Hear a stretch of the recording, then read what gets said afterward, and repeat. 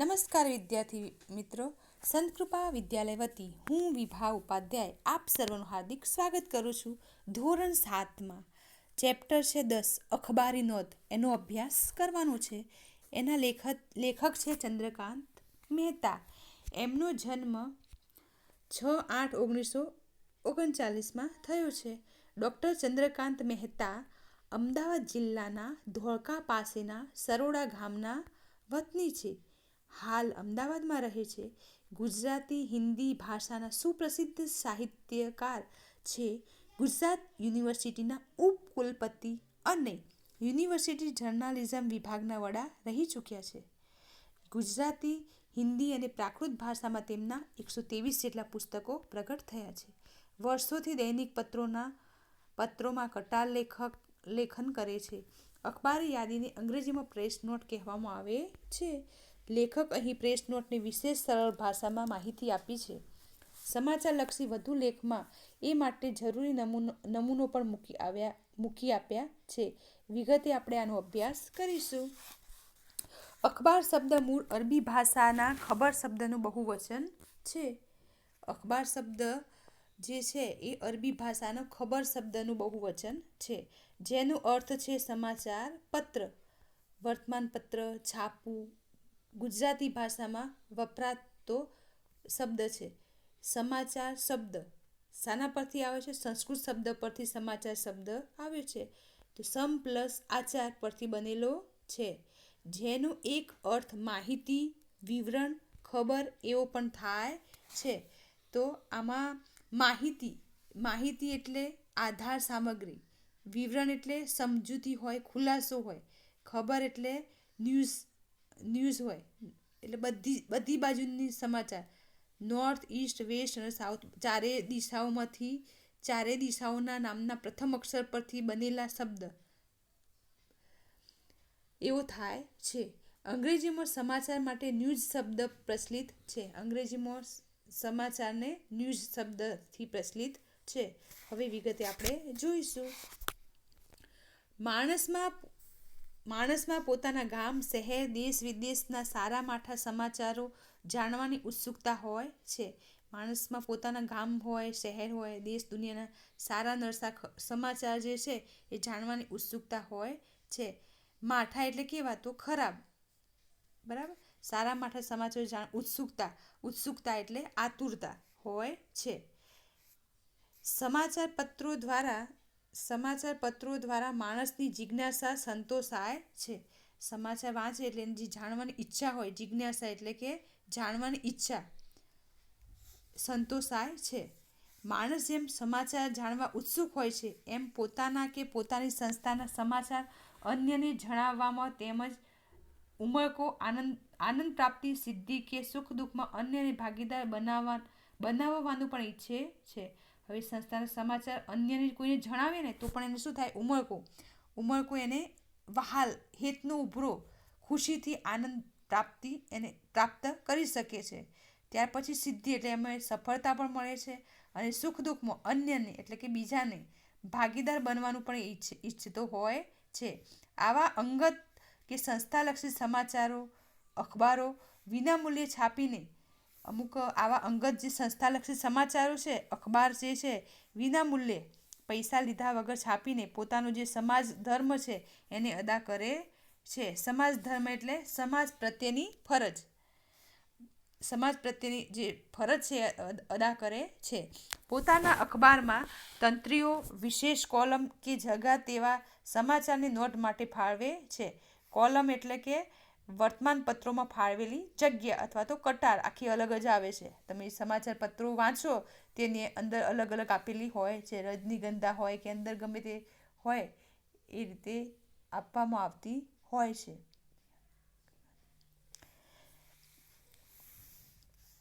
આવી સંક્ષિપ્ત સમાચાર નોંધ અખબારો પ્રસિદ્ધ કરતા હોય છે. પ્રસિદ્ધ કરવું એટલે કે પ્રકાશિત કરવું. ઉપરાંત સરકારી, અર્ધ સરકારી તેમજ સંસ્થાઓ વિવિધ પ્રકારની માહિતીઓ વાચકોની જાણ માટે મોકલે છે. હવે આવી સરકારી હોય, અર્ધ સરકારી હોય, સંસ્થામાં વિવિધ પ્રકારની જે માહિતીઓ છે એ વાચકોની જાણ માટે મોકલે છે. સંક્ષિપ્ત સમાચાર નોંધ પછી અખબારી નોંધને અંગ્રેજીમાં પ્રેસ નોટ કહેવામાં આવે છે. સમાચાર નોંધ અથવા તો એને અખબારી નોંધ એને અંગ્રેજીમાં પ્રેસ નોટ કહેવામાં આવે છે. અખબારી નોંધની કોલમમાં સામાજિક, શૈક્ષણિક, ઉત્સવ ઉજવણીઓ, ધાર્મિક સાંસ્કૃતિક બાબતો, વ્યાખ્યાન, ઇનામ વિતરણ, શુભેચ્છાઓ ઇત્યાદિ વિષયક સંક્ષિપ્ત નોંધ પ્રકાશિત કરવામાં આવે છે. હવે અખબારી નોંધમાં કઈ કઈ કોલમો આવે છે, શું છે, એની વિગતે ચર્ચા કરવામાં આવી છે. હવે ત્યાર પછી મૃત્યુ કે અવસાન તેમજ તે જ નિમિત્તે બેસના કે શ્રદ્ધાંજલિ નોંધ પણ વિનામૂલ્યે અલગ શીર્ષક સાથે અખબારો છાપે છે. આવી અખબારી નોંધ પ્રગટ કરાવવા માટે તંત્રીજો વિનંતીપત્ર અને તેની સાથે સંક્ષિપ્ત સમાચાર નોંધ મોકલવી જરૂરી છે. તંત્રીજોગ એટલે વર્તમાનપત્રના જે મુખ્ય અધિકારીને લગતું હોય એને વિનંતીપત્ર અને તેની સાથે સંક્ષિપ્ત એટલે કે ટૂંકું એને સમાચાર નોંધ મોકલવી જરૂરી છે. તંત્રીને સમાચાર નોંધ પ્રકાશિત કરવાના વિનંતીપત્રમાં નીચે દર્શાવેલી વિગતો હોવી જરૂરી છે. હવે તંત્રને સમાચાર નોંધ પ્રકાશિત કરવી હોય તો કઈ બાબતોનો ઉલ્લેખ કરવાનો હોય છે એની વાત કરી છે. તો પહેલામાં કયું આવશે તો સમાચાર મોકલનાર વ્યક્તિ કે સંસ્થાનું નામ, સરનામું. જેને મોકલવાનું હોય, સમાચાર નોંધ પ્રકાશિત કરવાનું હોય, વિનંતીપત્ર મોકલવાનું હોય તો એને નીચે પ્રમાણેની વિગતો હોવી જોઈએ તો જ પત્ર વ્યવસ્થિત રીતે મળી શકે. તો પહેલું કયું છે તો સમાચાર મોકલનાર વ્યક્તિ કે સંસ્થાનું નામ, સરનામું. સમાચાર મોકલનારું વ્યક્તિ અને એ સંસ્થાનું નામ અને સરનામું હોવું જોઈએ. હવે ત્યાર પછી બીજી બાબત કઈ છે તો સમાચાર નોંધ પ્રકાશિત કરવાની તારીખ. કઈ તારીખે પ્રકાશિત કરવાની છે એની તારીખ પણ લખવી પડે. ત્યાર પછી જે સમાચાર નોંધના વિભાગનું શક્ય હોય તો ઉલ્લેખ. સમાચાર નોંધના વિભાગનું શક્ય હોય તેનો ઉલ્લેખ કયા વિભાગમાં આવે છે એનો ઉલ્લેખ કરવાનો હોય છે. ત્યાર પછી છે જે તે સમાચાર વિષયક પુરાવાના કાગળ. એટલે જે તે સમાચાર વિષયક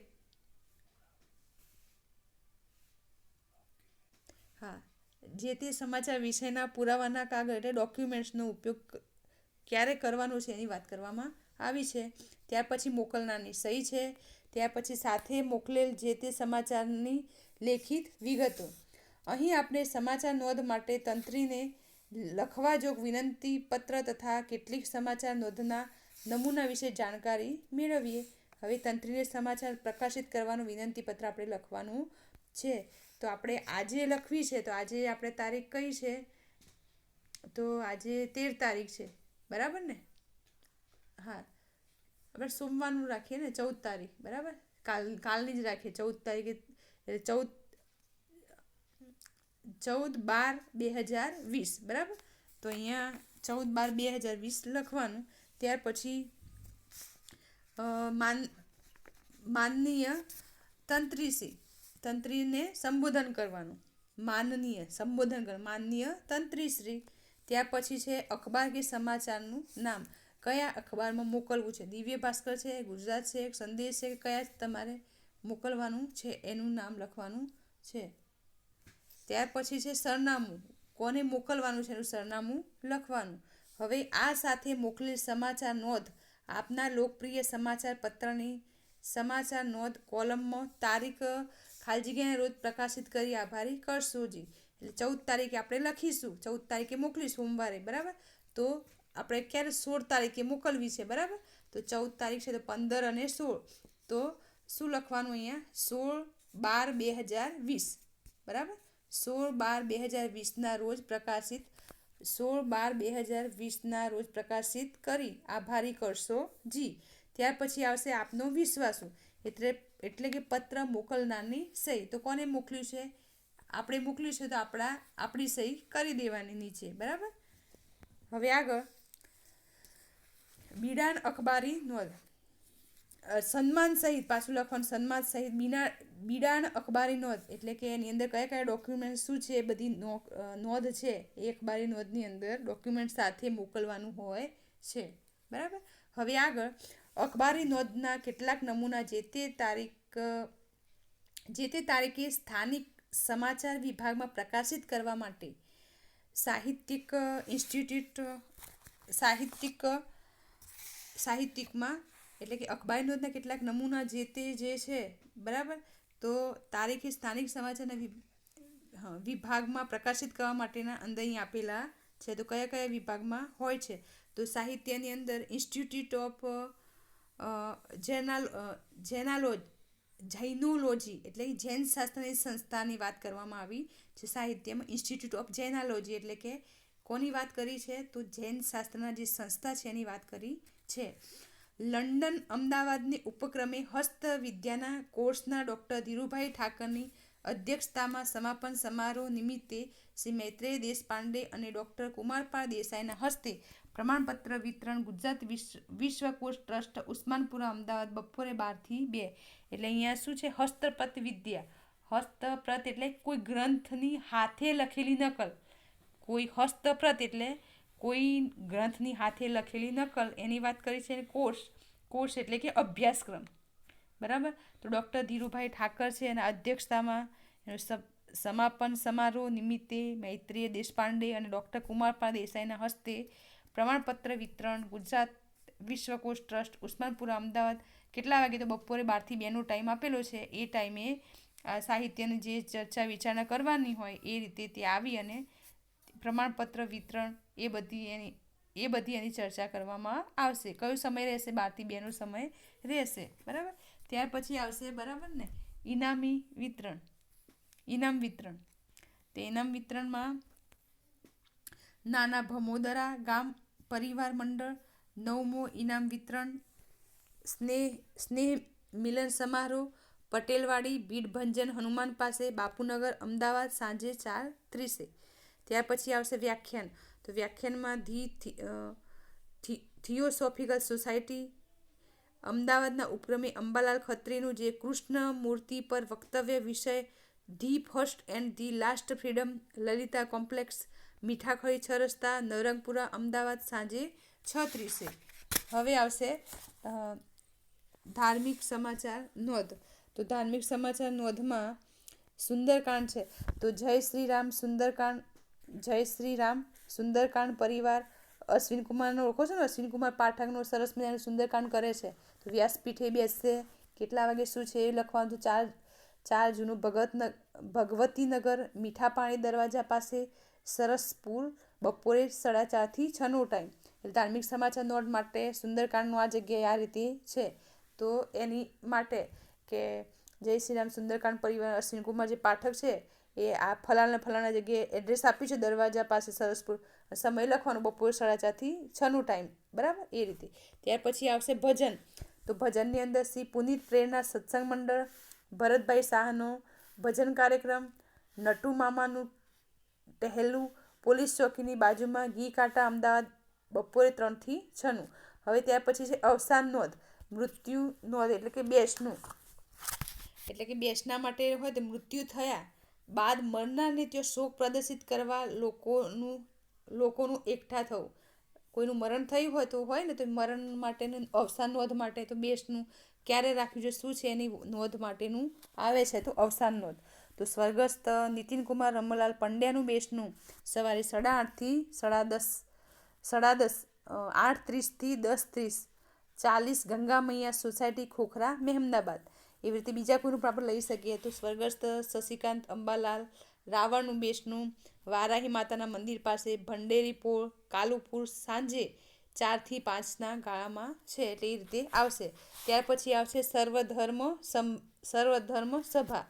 તો રાષ્ટ્રપિતા ગાંધીજીના નિર્વાણ દિન એટલે મૃત્યુદિન નિમિત્તે રાષ્ટ્રપિતા છે ગાંધીજી એમનો નિર્વાણ દિન એટલે મૃત્યુનો દિવસ જે છે એ દિવસ નિમિત્તે બધા ભેગા થઈ અને સર્વધર્મ સભાનું આયોજન કરવામાં આવેલું છે. બધા હળીમળી અને સર્વધર્મ સભાનું આયોજન કરવામાં આવેલ છે.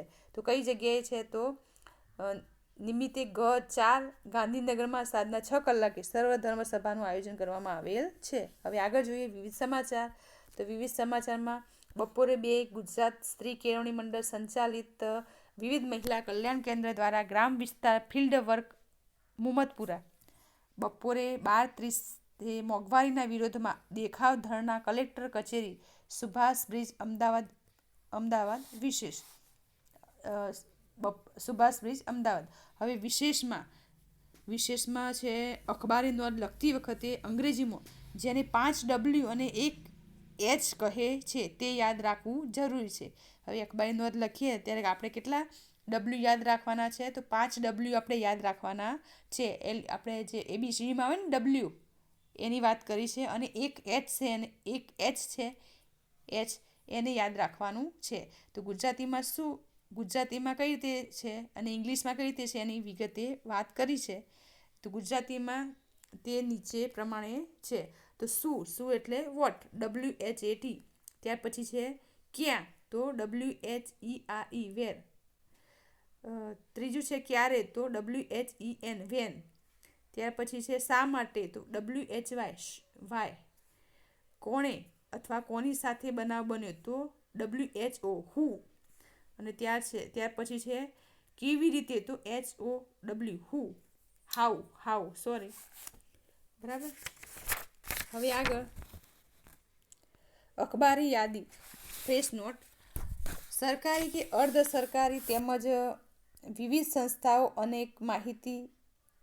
અનેક પ્રકારની માહિતી વાચકોની જાણ માટે અખબાર કે સમાચાર પત્રના માધ્યમથી પ્રકાશિત કરવા માટે મોકલે છે. તેને અખબારી યાદી કહેવામાં આવે છે.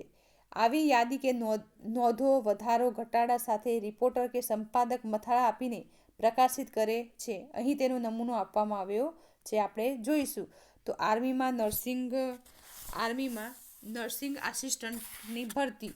તો આપણે આ રીતે આપવું છે કંઈ તો આ રીતે આપી શકાય. તો આર્મીમાં ભરતી આસિસ્ટન્ટ ભરતી છે તો અમદાવાદ ગુરુવાર. આર્મીમાં સોલ્જર ટેકનિકલ નર્સિંગ આસિસ્ટન્ટની જગ્યાઓ ભરવા માટે 15મી જૂન 2012ના રોજ અમદાવાદ કેન્ટોનમેન્ટના હોસ્પિટલ તરફના દરવાજા નંબર 1 પાસે સ્ટેડિયમ ખાતે ભરેલી રેલીનું આયોજન કરવામાં આવ્યું છે. 17 થી 23 વર્ષની વય ધરાવતા ઉમેદવારોને જેણે ધોરણ 12માં ફિઝિક્સ, કેમેસ્ટ્રી, ઇંગ્લિશ અને બાયોલોજીમાં 40 કે તેથી વધુ માર્ક્સ અને A ગ્રેડ 50% તેથી વધુ માર્ક્સ મેળવ્યા હોય તથા BSc ગ્રેજ્યુએટ ભાગ લઈ શકશે. તેઓને ધોરણ 12ની ઉપરોક્ત ટકાવારીની બાબત લાગુ પડશે નહીં. શારીરિક અને શૈક્ષણિક લાયકાત ઉમેદવારો આ રેલીમાં ભાગ લઈ શકશે. શરૂઆતનું પગાર ધોરણ અંદાજે ₹17,000 જેટલું હોવાનું ગ્રુપ કેપ્ટન એક યાદીમાં જણાવ્યું છે. અહીંયા આપણો જે પાઠ છે પૂરો થાય છે. હવે આપણે પ્રશ્ન નંબર 1 છે એની ચર્ચા કરીશું. નીચેના પ્રશ્નોના ઉત્તર માટે આપેલા વિકલ્પમાંથી સાચો વિકલ્પ શોધીને તેનો ક્રમ અક્ષર પ્રશ્ન સામે બોક્સમાં ચોરસમાં લખવાનો છે. તો પહેલો પ્રશ્ન કયો છે? અખબાર શબ્દ મૂળ કઈ ભાષાનો છે? તો અખબાર શબ્દ મૂળ અરબી ભાષાનો છે. ત્યાર પછી છે બીજો, અંગત કે સંસ્થાલક્ષી સમાચારો અખબારો વિનામૂલ્યે છાપીને. તો આમાં કયું આવશે? વાચકોને વિવિધ માહિતી પહોંચાડે છે, પોતાનું સમાજ ધર્મ અદા કરે છે, લોકોના હૃદયમાં પોતાની સારી છાપ ઊભી કરે છે, કે માણસની જિજ્ઞાસા સંતોષે છે. તો આમાં કયું આવશે? ગણપતિનું ઘ આવશે. પોતાનું સમાજ ધર્મ અદા કરે છે. હવે ત્રીજામાં આવશે અખબારી નોંધ પ્રગટ કરાવવા માટે વિનંતીપત્ર કોને સંબોધીને લખવો પડે? અખબારી નોંધ પ્રગટ કરવા માટે વિનંતીપત્ર કોને લખવો પડે? તો અહીંયા આપ્યું છે સંત્રી, મંત્રી, જંત્રી કે તંત્રી. તો આમાં કયું આવશે? ઘરનો ઘ આવશે. તંત્રીને સંબોધીને લખવો પડે છે. હવે ચોથો છે દરરોજ પ્રસિદ્ધ થતા સમાચાર પત્રને શું કહે છે? તો દરરોજ પ્રસિદ્ધ થતા સમાચાર પત્રને દૈનિક સમાચાર પત્ર, પખવાડિયું સમાચાર પત્ર, સાપ્તાહિક સમાચાર પત્ર કે માસિક સમાચાર પત્ર. તો આમાં ક આવશે, દૈનિક સમાચાર પત્ર. હવે પાંચમું છે અંગ્રેજીમાં સમાચાર માટે કયો શબ્દ પ્રચલિત છે? તો અંગ્રેજીમાં શબ્દ માટે 3 છે. બરાબર. સ્પેલિંગ થોડી મિસ્ટેક છે એટલે એ જોવાનું છે. NSEW, NESW, NEWS કે NWES. તો આમાં કયું આવશે? ગણપતિનું ગ આવશે. તો NEWS. બરાબર. હવે અહીંયા આપણો જે પાઠ છે પૂર્ણ કરીએ છીએ. ત્યાર પછી જે બીજા પ્રશ્નો છે એ PDF દ્વારા તમને મોકલવામાં આવશે. Thank you.